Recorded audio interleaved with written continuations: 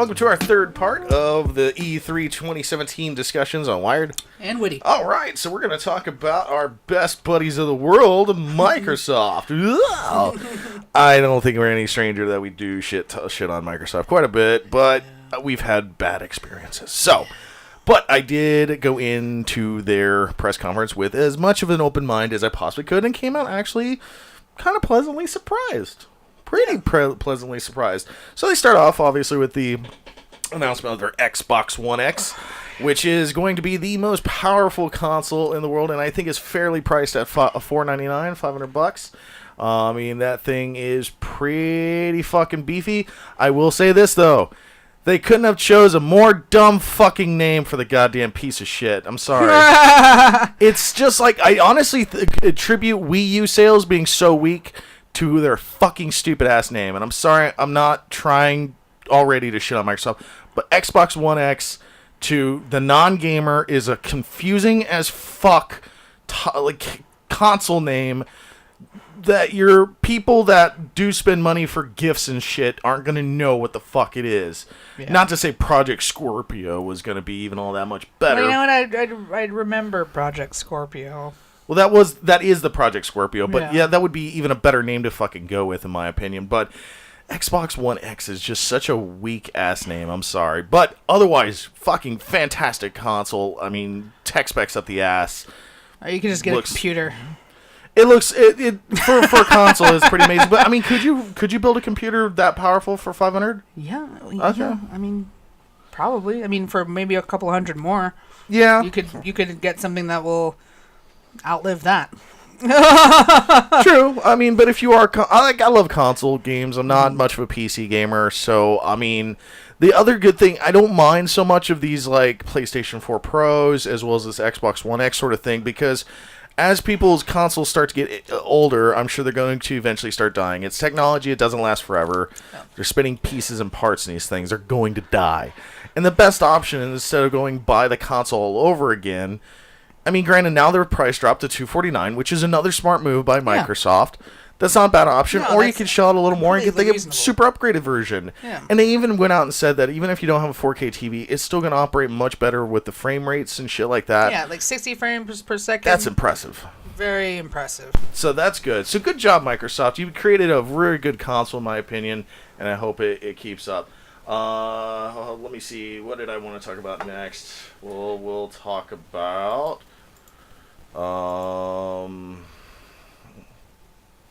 sorry, I'm trying to think of what I want to talk about. Oh, okay, well, I'll talk about the Assassin's Creed Origins, because I didn't talk about much of it during the Ubisoft thing. I actually like the changes they made to it. So, not only do you got a pretty kick-ass character with a little nice eagle pet and shit, but the changes of combat, I think, really needed to occur. And the RPG elements look pretty dope, hopefully. Yeah. I mean, I've played all the Assassin's Creeds, and I'm really hoping for good ones with this. What about you? Yeah, I mean, I liked, now that there's a loot system, I liked that. Mm-hmm. Instead of, going through and just, like, buying weapons and stuff. Here's the thing, is that, I don't know. I thought I get what Orange, like, going back to, like, the origin of them. But really, I'd have to wait to make a judgment, because it could just be some of the same old shit, just different mechanics. Yeah, and I want them to start pushing the story to a more... modern. Not only modern, but start closing it up a little bit, because I understand they actually do have some sort of way they want the Assassin's Creed thing to end, but they want to milk it. They want to fill it in with a bunch of games. I'm not saying it's bad. I mean, you have to make money, but I just hope this franchise doesn't just endlessly go on until people lose interest, and then by the time they're like, this is it, guys, it's going to be just some giant piece of crap. So I want to see them start to come to some sort of finale. Obviously, Origins isn't going to be that, but maybe go into Modern after this, and stop going even further in time where we're going to start fighting dinosaurs and fucking Assassin's Creed. But otherwise, I like the way it looks, and I'm definitely very interested in it. I kind of dug their Forza 7. I thought it was really cool. They unveiled this fucking Porsche on stage that's never been seen before. That's awesome. Like, that was really cool. But then they, like, ruined it by putting these overacting players who didn't even look like they're really playing the game. Yeah. And they're pretty girls. Stephanie, and I am a racer. Like, Okay. The game looks great. I'm not going to show the Yeah. game. I just could have did without the overacting little here's stage the thing. hands. It's like Forza, I think, is the leader in racing games. It like watching the trailer, like, a lot of people gripe on Forza because it doesn't have much of a story, or, you know, it's like what we're talking about outside, you know, you just kind of drop in and, like, race, but, you know, for a racing game, I think it's a great example of what a racing game should be, even, like, the mechanic, like, to compare that with The Crew, and, you know, if what we saw from The Crew is anything, like, I can't compare Grand Theft Auto Online with Forza, because there's no way that it could stand up against that in terms of, like, vehicles, like vehicle mechanics, like the racing, the environments, you know, just, you know, watching it take turns, everything is so realistic that I have to give it to them that, you know, they do put a lot of time and effort into that, and you can tell. And every year it's just better than... And I hate racing games. And if you, like... I want to play... I like racing games. I want to play Forza. Like, I wish I had an Xbox for Forza. Yeah, it is probably the leader, like you said, in racing games. And, I mean, looks fantastic. So good work there.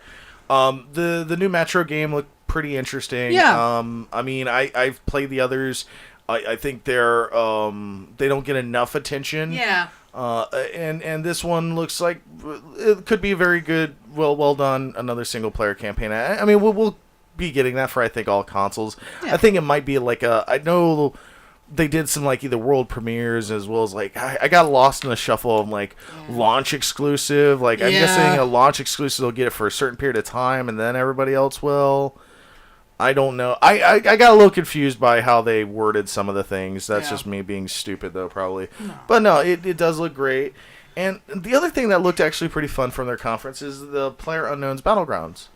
That looked like I could get down on that. You know, I mean, it or pretty fun. You can just play APB and. Yeah, that's true. I mean, for what it was, I was actually that looks kind of fun. That looks kind of fun.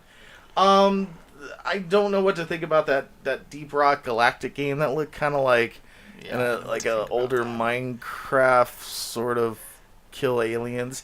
Yeah. You know, okay. Sea of Thieves looks good.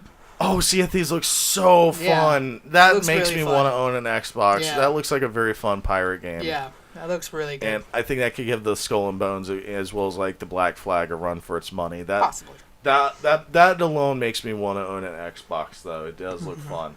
State of Decay 2 looked interesting. I've heard pretty good things about the first one, and this one's kind of adding to it. And the trailer was a little over the top, but it might be a cool game. Like, I'm sure they might do a good job with it. Mm-hmm. The one thing I don't really care much for, and I know it's got a huge following, is Minecraft. I think that it's cool that they're starting to open up to where you can play with more things and do crossplay with Nintendo Switch. Yeah, like that's cool, and they're doing an upgrade on the visuals, which is good. Cool. Yeah, it's Legos. I get it. You know, in a way, and I mean most the little ones I've run into these days can't shut the fuck up about Minecraft. So. I get the appeal, but again, not so much for me. Same goes for the Dragon Ball Z fighter. Oh yeah. First off, I mean, I got bored of the Dragon Ball Z stuff. I'm sorry. I know there's a huge fan following for that as well. I don't hate Dragon Ball Z by any means. And the fighting game does look fun. I'm not much for fighters. I do like the Marvel vs. Capcoms, and I do like the Mortal Kombats as well as your Injustice. The Dragon Ball Z fighters, though, I've never got into the series as far as the fighting games go. I know they make good fighting games. It just didn't tickle my fancy. I'm sure many Dragon Ball Z fans were probably jizzing all over their screen when they saw that. So, Life is Strange. Life is Strange. That's going to be yeah, released a little on, prequel for Fox, that. yeah. Which, yeah, cool. I mean, I would have liked to see something further into it. Something that developed the story after the first one. But that's usually what they do, is they just go back and, they'll do a prequel. That looks good. I mean, it's not Xbox exclusive, but I'm waiting to see more from that. I enjoyed that game. I beat it twice, and I mean, for obvious reasons, I'm a lesbian, and there's lesbian undertones, so of course I'm gonna play that game. But I'm gonna make it a point, seeing I got it for free, to play that. yeah, Seeing how you liked it. Like it. Mm-hmm. Yeah, I do like strong story games, and that seems really interesting. The other one I'm actually kind of jelly about with Microsoft, that they have it, and again, I don't own an Xbox currently, but Cuphead. Cuphead does look fun. Cuphead looks great. Yeah, the art style is so great. Yeah, and I hope it later gets released on PS4. I think Microsoft Studios made it. Fuck. Yeah, Are it's you not, serious? Yeah, it's not gonna. We're never gonna get it. Well, I can get it on the computer. Exactly, you can get it for Windows. Yeah. Exactly. So if you do game on the PC, because I have a definitely. beefy computer. The one, I mean, we've already seen a lot of it, but I think they found a new way to kind of bring it back to the show with Terry Crews, Crackdown 3. Yeah. Oh, I hope Terry Crews is a voiceover in the game. I really do. Yeah. But it was, drop a grenade. Then next week we'll be dropping cars, and then drop a building. Like, it was so great. Got me pumped for that. Yeah. I loved the first two Crackdowns. They were goofy and silly, but also cool. And this one seems just as over the top, as well as the destruction of fucking buildings looks amazing. Yeah. If you own an Xbox, you have to own Crackdowns. Yeah. It's so good. And then we get into I know they showed the little Ashen game. That was interesting. Oh, the Shadow War. Yeah. That was a nice little presentation done. I mean, I've seen a lot of this game already, but it was a cute way they presented it to show us some of the features, but also introduce us to, I think his name was Bruiser, or I'm probably fucking that up, the orc. Did you see the video? No. It was really hilarious. Really? It was funny as fuck, where this big giant orc was fucking with almost what seemed like an Australian accent. I was making like these little quips, and it was great. I loved the first game. I know you weren't completely stunned by it. I had so much fun, and I can't wait for Shadow War personally. It's Batman Middle Earth, but with maybe a sprinkle with a little bit of Assassin's Creed on it. But I love the Nemesis system. I couldn't get enough of it, and with that being expanded on with the regions having like their own Nemesis system is amazing. Yeah. And you got a little Troy Baker fucking doing some voiceovers there. Yeah, well, obviously. And now we get into the big enchilada, Anthem. Yeah. Anthem looked really good. However, fuck you, BioWare. Seriously, they fucked us so hard on Andromeda. Yeah. Not even funny. And that's why I'm holding my reserves, is that this game isn't going to be released until sometime next year. We don't even know when, and that's fine. Take all the time you need. It looks like the best possible open world, being Iron Man, fucking amazing graphics game ever. Yeah. But the problem is when EA's got their little fucking dick on it. Yeah. They want it pushed out. You don't need much of a story. Yeah. You just want online mode. Rip it out as much as you can. Take as much corners and shortcuts to meet some sort of deadline so they can make a fiscal report. I get it. We're in the game developers are in to make money just like anybody else, but EA especially doesn't give enough time, especially for new IPs, to develop and be right the first time. If EA's smart, even if this game is going to be released till fucking 2019 or 2020, they need to give it as much time with as much resource support without fucking killing people on their team to get this game right. Yeah. It looks fantastic. I am super stoked for any Microsoft owners. And again, I may jump over to the dark side eventually when funds are looking fine, as well as there's a good library of games for me to sink my teeth into, because Anthem does look really, really good. Yeah. Anything else about the Microsoft conference that tickled you? Not really. Not really? Okay. So we'll go through our kind of our overall score thing. But what was your favorite thing, the best in show from Microsoft that blew you away? Forza. Forza. Okay. Yeah. Yeah, that looks really pretty. Yeah. Mine was Anthem. If they don't fuck it If up. they don't fuck it up, yeah. That's my thing, is I don't trust you, BioWare. You blew it. But you did. It was a very pretty demo. Yeah. It looks so good. My honorable mention, Crackdown 3, especially with Terry fucking Crews. Good job. Yeah. That was great. What was your honorable mention? Metro. I mean, I think it's a good game that really doesn't get a lot of credit.